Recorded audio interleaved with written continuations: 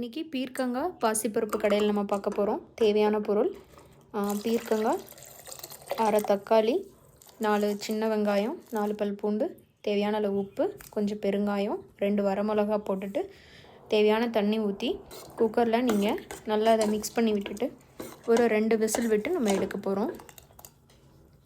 ரொம்ப ரொம்ப டேஸ்ட்டாக இருக்கும். இதுக்கு விசில் வர டைமுக்குள்ளே நம்ம என்ன பண்ண போகிறோம்னா, கொஞ்சம் துருவின தேங்காய், ஒரு சின்ன பீஸ் இஞ்சி, ஒரு பச்சை மிளகா, கொஞ்சம் சோம்பு சேர்த்து இந்த கலவையை நம்ம அரைச்சிக்க போகிறோம். ஓகே, அதுக்கப்புறம் விசில் நம்ம இது பண்ணி விட்டுட்டு இப்போ நம்ம அதை நல்லா கடைஞ்சி எடுத்துகிட்டு ஒரு தாளிப்பு கொடுக்க போகிறோம். இதுதான் ரொம்ப நல்லா இருக்கும்.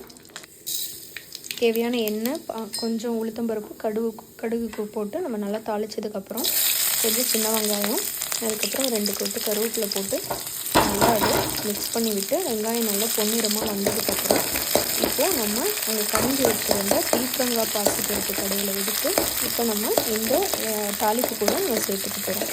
சேர்த்ததுக்கப்புறம் தேவையான அளவுக்கு 1 ஸ்பூன் மஞ்சத்தூள், கொஞ்சமாக மஞ்சத்தூள், அப்புறம் கொஞ்சம் தேவையான உப்பு பார்த்துக்கோங்க. எவ்வளோ உப்பு வேணுமோ அந்தளவுக்கு உப்பு போட்டுட்டு அதுக்கப்புறம் நம்ம இது கொஞ்சம் ஒரு கொதி வர வரைக்கும் நம்ம வெயிட் பண்ணிவிட்டு நல்லா ஒரு கொதி வந்ததுக்கப்புறம் நம்ம அரைச்சி வச்சுருந்த தேங்காவும் அந்த பச்சை மிளகாய் இதையும் நம்ம இப்போ சேர்த்துக்க போகிறோம்.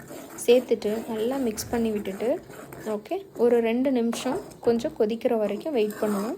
வெயிட் பண்ணதுக்கப்புறம் நல்லா ஒரு கொதி வரும். அப்போவே நம்மளுக்கு அதோட ஸ்மெல் நல்லா வர ஆரம்பிக்கும். ஸோ அப்போ வந்துட்டு நம்மளுக்கு குழம்பு ரெடி ஆகிடுச்சு அப்படின்னு தெரியும். இப்போது ஸ்கூல் ரீஓப்பன் ஆகிடுச்சு. என் பொண்ணுக்கு ஃபேவரட்டான நம்ம ஆலு பரோட்டா, ஆலு சப்பாத்தின்னு சொல்லலாம். நம்ம பொட்டேட்டோ மிக்ஸ் பண்ணி, கேரட் மிக்ஸ் பண்ணி நம்ம ஸ்டஃப் பண்ண சப்பாத்தி வந்துட்டு ரெடி பண்ணி டிஃபன் பாக்ஸ்க்கு ப்ளஸ் பிரேக்ஃபாஸ்ட்டும் என் பொண்ணு அதுதான் சாப்பிடுவாள். ஸோ நம்ம இப்போ அதை தரப்போகிறோம். எப்போவுமே நம்ம சாம்பார் மட்டுமே ட்ரை பண்ணிகிட்ருக்கணும். ஸோ கொஞ்சம் டிஃப்ரெண்ட்டாக இருக்கட்டுமேனு இதை ட்ரை பண்ணேன். பட் வீட்டில் இருக்க எல்லாத்துக்கும் பிடிக்க ஆரம்பிச்சிருச்சு.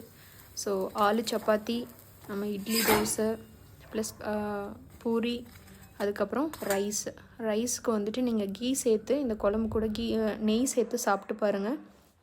ரொம்ப டேஸ்ட்டாக இருக்கும்.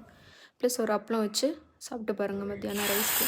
அதுக்கப்புறம் தோசைக்கு குழந்தைங்க நிறைய பேர் பீர்க்கங்காய் சாப்பிட மாட்டேன்னு சொல்லுவாங்க ரைஸ் கூட வச்சு கொடுக்கும்போது. ஸோ தோசையில் நம்ம இது மாதிரி ஸ்டஃப் பண்ண தோசை, மசாலா தோசை கொடுத்து நம்ம இந்த பீர்க்கங்காய் குழம்பு கொடுக்கும்போது ரொம்ப டேஸ்ட்டாக இருக்கும். ரொம்ப ஹெல்த்தி. ட்ரை பண்ணி சாப்பிட்டு பாருங்கள். இது ஒரு டிஃப்ரெண்ட்டான டேஸ்ட் இருக்கும். நம்ம தேங்காயெல்லாம் அரைச்சி ஊற்றுறனால ரொம்ப நல்லாயிருக்கும். ட்ரை பண்ணி சாப்பிட்டு பாருங்கள். தேங்க்யூ.